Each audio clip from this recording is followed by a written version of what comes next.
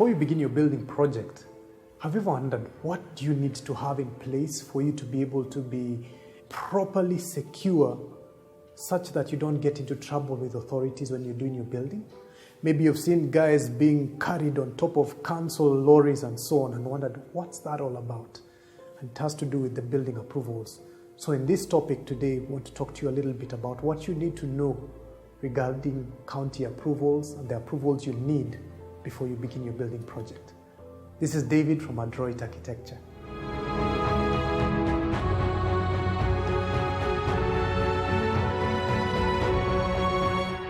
To begin with, you have to be aware of three major approvals that affect most buildings here in Kenya. The first one is the county approvals. You've always heard of Kanjo, watu wa Kanjo wamekuja site. People from the county have come to visit the site and you find workers taking off. That's because you need to have the county approvals in place. What are these county approvals? If you're doing a multi-story building, you're required by law to submit architectural drawings for them to be able to really go through and audit to make sure that those drawings respond to the county zoning requirements and whatever regulations that they have governing development in that area. They also check your drawings to make sure that they respond to the building code, which is applicable throughout Kenya. So when they do that, they examine whatever architectural drawings you've presented to make sure they obey regulations to do with building setbacks.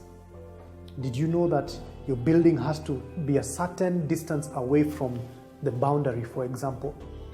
Did you know that by the time you do a building and you have a window facing a certain direction, you need to have a distance between that window and where the nearest boundary is? There are things to do with the fire codes and fire safety that you need to observe with regards to the materials you're using on your building. Issues to do with circulation and how much space, the living spaces that you're providing within if it's a house, for example, the size of your living room and the size of your bedroom is actually defined in the building codes. You need to be aware of that, and the architect should be able to give you a building design that responds to these codes. What happens is that when the architect presents the drawings to the county, it actually goes through several stages. So they evaluate it at the development control levels, they evaluate it at public health safety levels. They also check whether the drawings respond to regulations to do with the urban planning and road provisions in terms of access and the kind of building setbacks that need to be adhered to on your drawings. They actually check even issues to do with provisions of certain standards that have to be adhered to within the building code.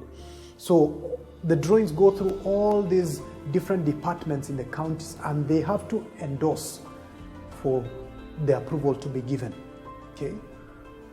Some of the counties have even engaged surveyors to check whether your proposal obeys the land that has been delineated on that title as part of it.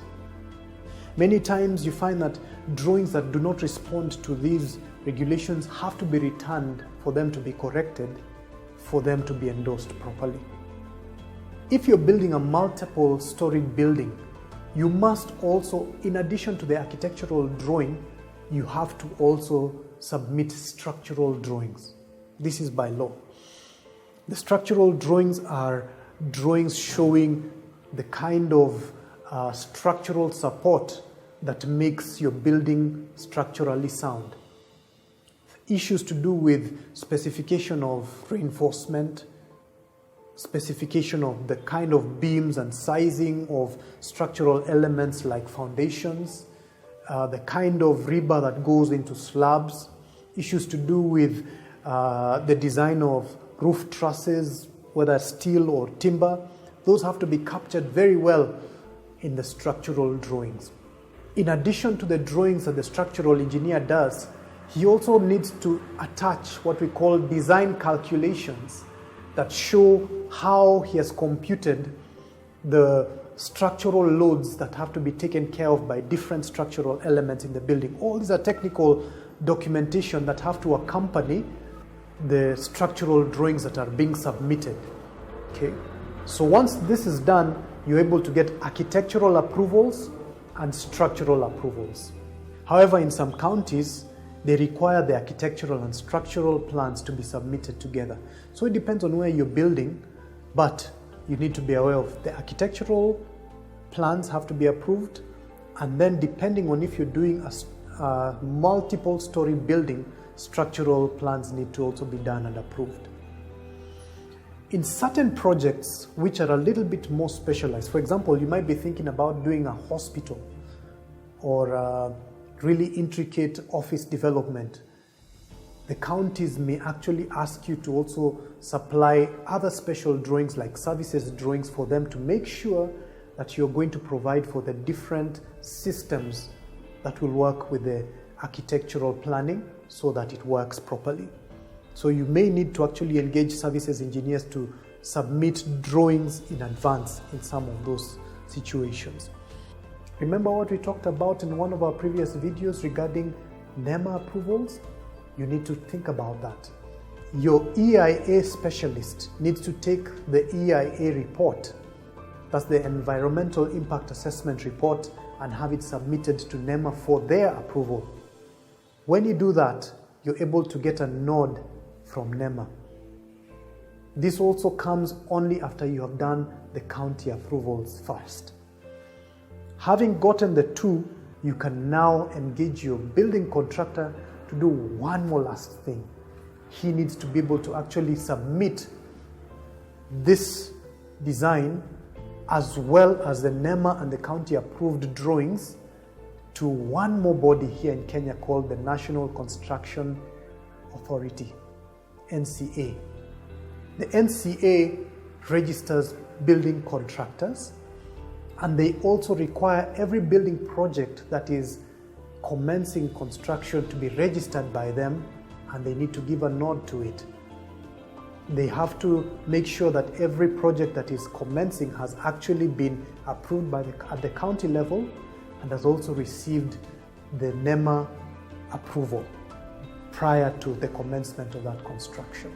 Once this is in place, they are able to give a nod to the contractor to continue with the building construction, and at that point, you're now in the clear to continue to build.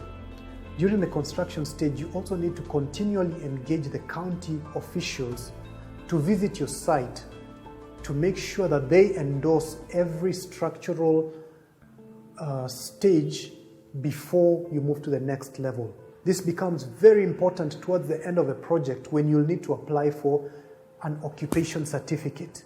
They'll actually want records to see that the project has been suitably overseen by building consultants, registered building consultants, that's the architect and the structural engineer, as well as representatives from the counties have endorsed each stage during the construction up to the point when it's complete for them to give you that occupation certificate. Get the counties involved, get the approvals done, and that way you'll have so much more peace of mind during the building project.